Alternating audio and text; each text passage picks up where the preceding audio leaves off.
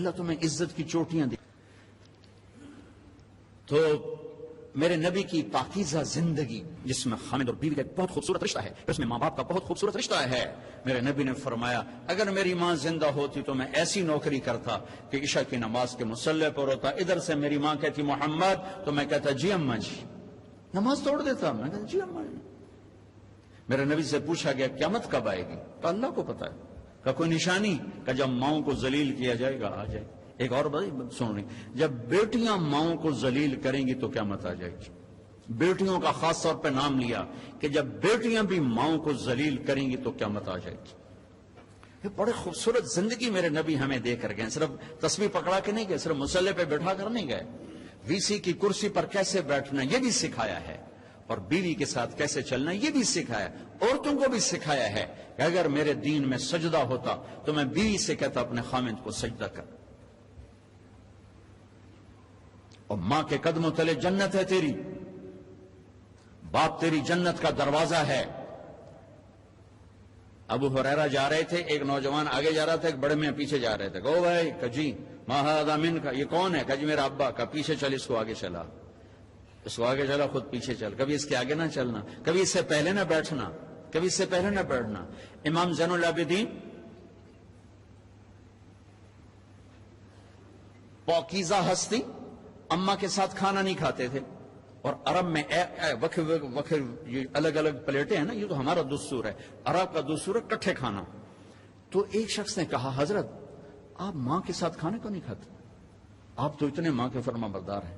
کہا بھائی مجھے ڈر لگتا ہے کہ میری ماں کی آنکھ کسی بوٹی پہ پڑے اور اس کا ہاتھ آگے آنے سے پہلے وہ بوٹی میں اٹھا کے کھا دوں، کہیں اللہ کی بارگاہ میں مردود نہ ہو جاؤں، اس لیے میں اماں کے ساتھ مل کے کھانا نہیں کھاتا.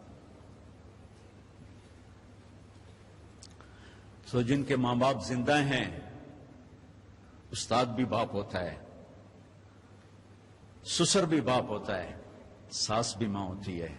اپنے استادوں کو بھی باپ سمجھو، حقیقی باپ کو بھی باپ سمجھو. حضرت علی نے فرمایا جو مجھے ایک حرف قرآن کا نہیں، کوئی ایک حرف سکھا دے، قرآن نہیں کوئی، تو میں اس کا غلام ہوں جہاں چاہے بیچ دے.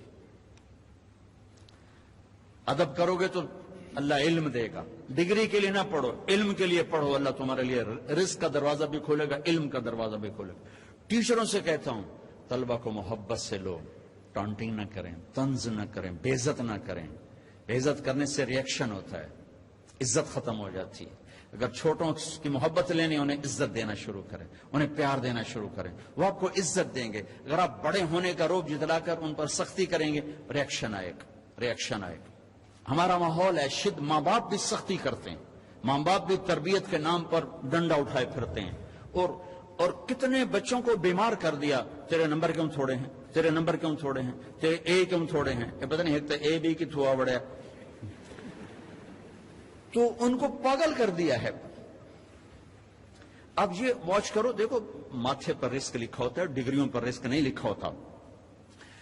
یہ اچھے انسان بنے، اچھے انسان بنے، معاشرے کا اچھا فرد بنے. پڑھانے کی محنت ضرور کرو، پاگل نہ بنو، پاگل نہ بنو، اپنی اولاد کو پاگل نہ کرو. میرا ایک بچہ ذہین تھا، دوسرا ذرا متوسط تھا. تو میری بیگم نے دونوں کا آپس میں مقابلہ کرا چھوٹے کو بڑے کا دشمن بنا دیا. تو دیکھ تیرے اتنے تھوڑے نمبر آئے، یہ تیرا بھائی ہے، دیکھ اس کے کتنے اچھے نمبر آئے. وہ چھوٹے وہ بڑے کے گربان پکڑنے لگے اور اتنا اس کے ساتھ وہ بدتمیز ہو گیا. میں کہا ویک اے تیرے مقابلے دا نتیجہ ہے. ایک کا قدرتی استعداد تھوڑی ہوتی ہے، کسی اور چیز میں زیادہ ہوتی ہے. ایک پڑھنے میں اچھا ہوتا ہے، ایک کسی اور چیز میں اچھا ہوتا ہے. یہ ایسا خوبصورت نظام ہے جس نے